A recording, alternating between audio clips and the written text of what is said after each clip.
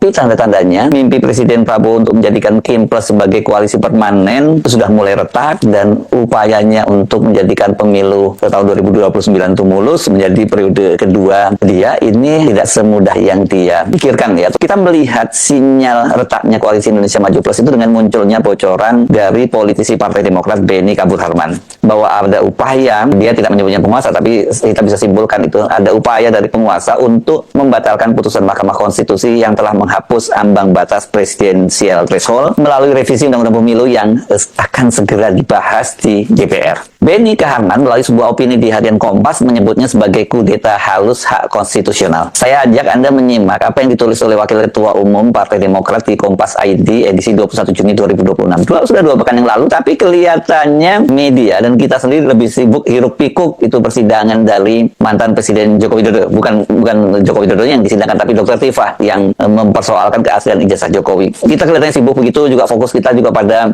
bagaimana Jokowi melakukan safari dan sebagainya. Tapi ada agenda yang juga tidak kalah seriusnya, luput dari perhatian kita. Saya akan membacakan untuk Anda apa yang ditulis oleh Benny Kabudharman ini. Saya ambil saja di bagian pengantarnya. Nanti Anda lengkapnya Anda bisa baca sendiri ya di Kompas ID ya, atau di harian Kompas edisi 21 Juni 2026. Pembahasan draft RUU Pemilu saat ini mulai bergulir di Komisi 2 DPR. Bagi sebagian orang mungkin ini hanya masalah rutinitas legislasi teknis biasa. Namun di balik pasal-pasal yang sedang digodok ada masalah besar bangsa dan negara yang sedang dipertaruhkan, yakni masa depan kedaulatan rakyat dalam kurung demokrasi. Ini saya masih melanjutkan apa yang ditulis oleh Benny Harman. Artikel ini ditulis bukan sekedar catatan kritis, melainkan sebuah wake up call bagi seluruh rakyat di seantero negeri, kaum intelektual, akademisi, dan masyarakat sipil agar tidak kecolongan oleh agenda terselubung, invisible agenda yang berpotensi menciderai demokrasi. Ada indikasi kuat bahwa regulasi pemilu mendatang sengaja didesain untuk membatasi hak rakyat dalam memilih pemimpin tertinggi di negeri ini. Salah satu wacana paling berbahaya yang mulai diembuskan adalah soal pembatasan calon presiden dan calon wakil presiden, di mana hanya pasangan calon yang diusung oleh 3 parpol di parlemen yang boleh bertanding, oleh 3 partai politik di parlemen yang boleh bertanding. Kalau kita membaca ini jelas bukan sekedar opini biasa ya, bukan ada gembusan isu. Bagaimanapun ini seperti yang ditulis oleh Benny secara tegas bahwa ini adalah wake up call bagi seluruh rakyat Indonesia ya. Sebagai Wakil Ketua Umum Partai Demokrat yang notabene adalah bagian dari Koalisi Indonesia Maju Plus atau koalisi partai pendukung pemerintah, ya ini sih jelas merupakan bocoran dari orang dalam kekuasaan. Kan Demokrat itu sekarang menjadi bagian dari kekuasaan, meskipun namanya Kim-Plus, itu plus itu adalah tambahan ya, partai-partai yang tadinya mendukung Anies Baswedan pada Pilpres 2024 lalu, yakni Demokrat tentu saja, di PKS dan juga kemudian Nasdem yang kemudian gabung di pemerintahan. Sementara kalau Nasdem meskipun gabung di pemerintahan tapi tidak menempatkan kadernya sebagai anggota kabinet. Ini beda dengan PKS dan Partai Demokrat tentu saja, di mana kalau Partai Demokrat ini langsung ketua umumnya AHY Agus Harimurti Yudhoyono menjadi Menko di pemerintahnya Prabowo. Urgensi dan betapa seriusnya soal ini terlihat dari cara Benny membocorkannya. Biasanya kalau orang politisi itu membocorkannya, dia menggunakan wartawan gitu, dan bisa disebut semacam boleh ditulis tapi nggak usah menyebut siapa sumbernya ya. Ini yang saya sebut sebagai bocor halus saja ya. Tapi ini Benny Harman tuh langsung menuliskannya dengan kalimat yang tegas, wake up call agar seluruh rakyat Indonesia, intelektual, akademisi, civil society tidak kecolongan karena agenda terselubung yang menciderai konstitusi. Agenda siapa? Ya kalau kita melihat dari konfigurasi pemerintahan sekarang, di mana semua partai politik kecuali PDIP berada di kubu pemerintah, jelas ini pasti adalah agenda terselubung dari pemerintah yang menciderai konstitusi. Dan kalau kita melihat syaratnya tadi kan PDIP juga bakal terkena imbasnya. Tapi kalau saya membaca reaksinya PDIP, malah mereka menyatakan mereka itu inginnya tetap syaratnya seperti semula, bahkan dinaikkan ambang batasnya atau presidensial thresholdnya kalau dari 20% menjadi 25-30%. Ini sama aja sebenarnya ya, sama-sama ingin membatasi jumlah calon presiden dan calon wakil presiden. Kalau melihat schedule yang disusun oleh KPU, Pemilu Nasional 2029 itu untuk memilih presiden, wakil presiden, DPR RI dan DPD RI dijadwalkan berlangsung pada bulan Februari tahun 2029 dengan tahapan yang mulai berjalan pada tahun 2027. Melalui putusan nomor 62/PUU 2/22 Romawi tahun 2024, Mahkamah Konstitusi secara resmi menghapus ketentuan ambang batas pencalonan presiden atau presidensial threshold sebesar 20% kursi DPR dan 25% suara sah nasional. Mahkamah Konstitusi menyatakan pasal 222 Undang-Undang Nomor 7 Tahun 2017 tentang Pemilu bertentangan dengan Undang-Undang Dasar 1945 dan tidak mempunyai kekuatan hukum mengikat. Apa dasar hukum putusan itu? Ya, aturan ambang batas dinilai melanggar hak konstitusional partai politik dan kedaulatan rakyat yang dijamin oleh pasal 6A ayat 2 Undang-Undang Dasar 1945. Kemudian kalau hak mengusung calon, berdasarkan putusan ini seluruh partai politik peserta pemilu berhak mengusulkan pasangan calon presiden dan wakil presiden tanpa terkecuali, termasuk mereka partai-partai politik non parlemen ya. Apa dampak konstitusinya dari putusan Mahkamah Konstitusi ini? Aturan ini memperluas akses demokrasi, memungkinkan munculnya lebih banyak pilihan kandidat dan memberikan kesetaraan bagi partai politik baru maupun lama dalam kontestasi pemilu. Kalau sebelumnya itu kan dibatasi ambang batasnya presidensial threshold itu ya berdasarkan jumlah kursi di parlemen ya, jumlah kursi dan suara ya nasional di situ sebutnya. Jadi hanya disebutkan partai politik atau gabungan partai politik yang memiliki 20% kursi dan 25% suara secara nasional. Artinya partai-partai yang bisa mengajukan itu hanya partai yang sekarang ada di parlemen. Kemudian ambang batasnya jelas 20 sampai 20 di kursi dan 25 suara nasional. Nah, kalau dengan peraturan yang baru dari Mahkamah Konstitusi itu nggak ada lagi siapapun bisa mengajukan itu, dan ini kemudian memungkinkan banyak calon-calon karena selama ini tidak bisa muncul karena tidak mendapatkan perahu,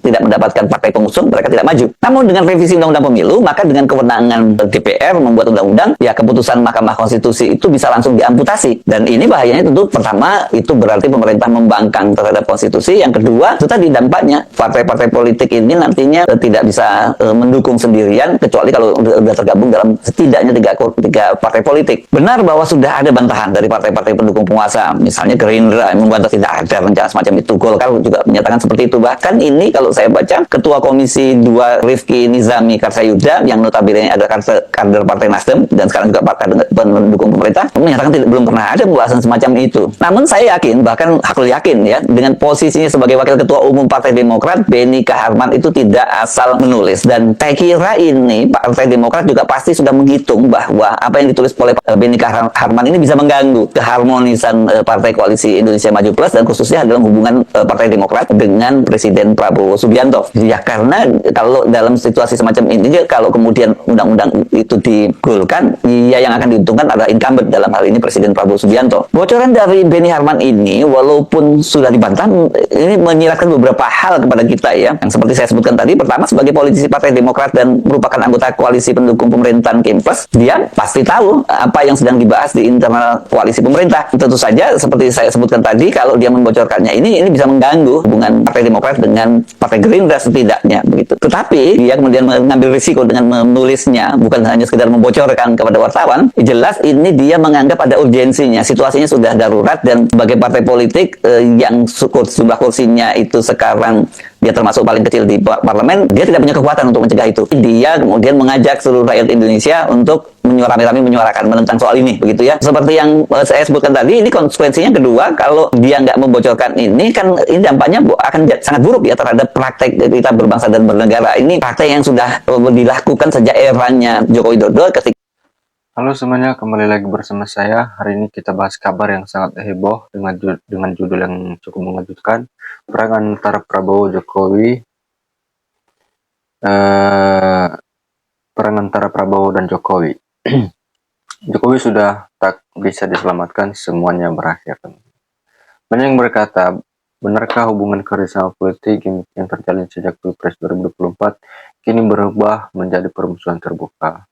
Apa tanda-tandanya dan apa yang dimaksud dengan Jokowi tak bisa diselamatkan? Apakah berkaitan dengan kasus hukum, posisi politik, atau hal lain? Kita akan bahas selangkah demi selangkah, mulai dari sejarah hubungan keduanya, sinyal-sinyal yang disebut memanas, perbedaan kebijakan yang muncul, kasus hukum yang melekat pada Jokowi, hingga keterangan resmi dari pihak terkait. Ingat teman-teman, mari kita berpikir kritis, jangan langsung percaya judul yang memancing emosi, tapi mari kita telusuri fakta di baliknya. Mari kita mulai teman-teman. Yang pertama, dari lawan menjadi sekutu. Dulu pernah berlawanan. Prabowo dan Jokowi bersaing ketat di Pilpres 2014 dan 2019. Setelah itu terjadi rekonsiliasi besar-besaran. Prabowo masuk ke kabinet Jokowi sebagai Menteri Pertahanan. Kemudian pada Pilpres 2024, keduanya bersatu. Jokowi mendukung penuh Prabowo Gibran hingga terpilih menjadi presiden dan wakil presiden. Transisi kekuasaan berjalan mulus, bahkan sempat disebut satu tubuh dalam politik. Berikutnya teman-teman, bagaimana awal mulanya isu perang antara Prabowo dan Jokowi. Yang pertama, setelah Prabowo menjabat, perlahan muncul perbedaan langkah kebijakan, mulai dari penanganan proyek warisan Jokowi seperti IKN, kereta cepat WOS, hingga penataan ulang pejabat dan lingkar kekuasaan. Isu ini semakin kuat beredar seiring menghangatnya isu hukum yang menyelimuti Jokowi seperti kasus dugaan keabsahan dokumen akademik, serangkaian laporan terkait proyek strategis. Narasi video asli menyebutkan bahwa Prabowo kini tidak lagi menopang posisi Jokowi, sehingga diklaim Jokowi sudah tak bisa diselamatkan. Kemudian teman-teman, sinyal yang disebut sebagai hubungan memanas. Jadi mari kita bedah hal-hal yang sering dijadikan bukti bahwa hubungan keduanya menegang. Yang pertama, perbedaan penanganan kebijakan. Penuduhan atau penyesuaian skala pembangunan IKN, penolakan pembangunan APBN untuk menutup utang kereta cepat WOS, dan pengalihannya ke pengolahan lembaga investasi negara. Kemudian penataan ulang jajaran pejabat dan pengusaha dekat era sebelumnya. Prabowo lebih memprioritaskan kalangan pengusaha baru dan lokal dibandingkan kelompok yang dulu dekat dengan kekuasaan. Bagian berikutnya, sikap terkait kasus hukum Jokowi. Jadi dalam sikap terkait kasus hukum Jokowi itu meliputi pemerintahan Prabowo membiarkan proses hukum berjalan sesuai prosedur lembaga berwenang tanpa ada investasi terlihat untuk meringankan atau menghentikan proses tersebut. Kemudian beberapa kasus yang sempat berkaitan dengan penilaian terhadap Jokowi justru berlanjut, seperti pembebasan tersangka dalam kasus yang berkaitan dengan tudingan ijazah yang dinilai sebagian pihak sebagai tanda perubahan arah penanganan. Kemudian pertemuan dan komunikasi. Ada laporan yang menyebutkan Jokowi beberapa kali meminta pertemuan tertutup, namun tidak segera disambut, serta ketidakhadiran atau ketidakterundangan dalam sejumlah acara kenegaraan tertentu. Kemudian, namun di sisi lain, pada acara resmi seperti hari ulang tahun Bayangkara Juli 2026, keduanya terlihat saling menghormat dan bersalaman dengan baik. Pihak Gerindra juga menyatakan hubungan tetap terjalin baik. Pembahasan seterusnya teman-teman, apa yang dimaksud dengan klaim Jokowi beyond saving is over? Narasi ini merujuk pada beberapa hal yang dikumpulkan menjadi satu kesimpulan. Yang pertama, dukungan politik melemah. Koalisi yang dulu menyokong kini memiliki kepentingan masing-masing menjelang Pilpres 2029. Posisi keluarga dan kelompok dekat Jokowi dalam peta politik perlahan bergeser. Kemudian tanpa dukungan penuh dari pemerintahan saat ini, akses Jokowi terhadap pengaruh kebijakan dan perlindungan politik menjadi jauh lebih terbatas. Kemudian bagaimana dengan proses hukum yang terus menggulir? Berbagai laporan dan dugaan pelanggaran yang sebelumnya banyak terhenti, kini kembali ditangani lembaga penegak hukum tanpa ada hambatan terlihat. Namun perlu diingat, belum ada putusan hakim yang menyatakan kesalahan. Semua masih dalam tahap penyelidikan atau penyidikan. Prinsip praduga tak bersalah tetap berlaku sepenuhnya. Kemudian dengan narasi yang diperkuat media. Banyak konten yang menyederhanakan dinamika ini menjadi perang terbuka. Padahal dalam politik hal yang terlihat di permukaan belum tentu sama dengan kenyataan di balik layar. Kemudian ada yang menilai ini hanya perbedaan penekanan kebijakan, bukan permusuhan pribadi. Ada juga yang melihat ini sebagai penataan ulang kekuasaan alami dalam politik.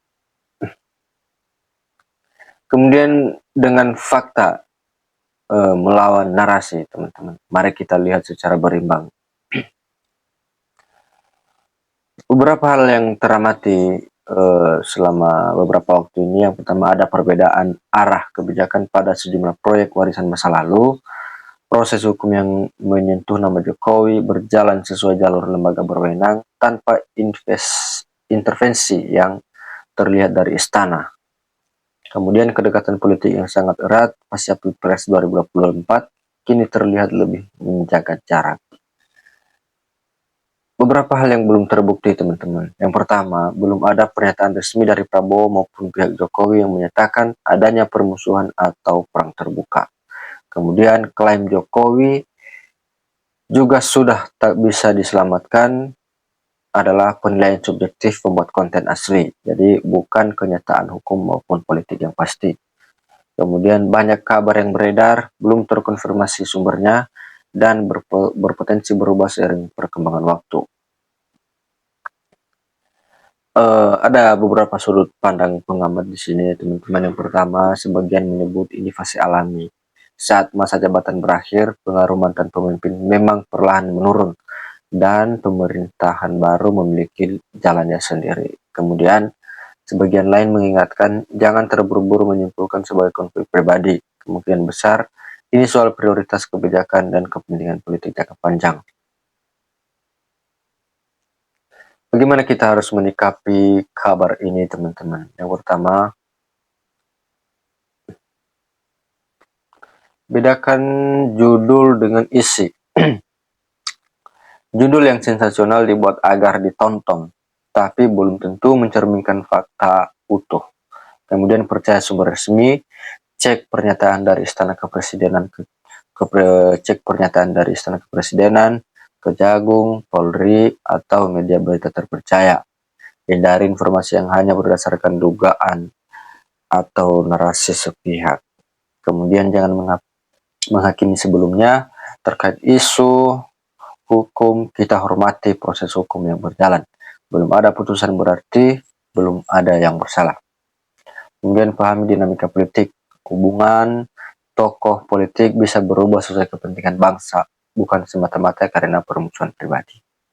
Nah, teman-teman, demikian saja penjelasan terkait video barusan, dan sampai jumpa di video berikutnya. Terima kasih.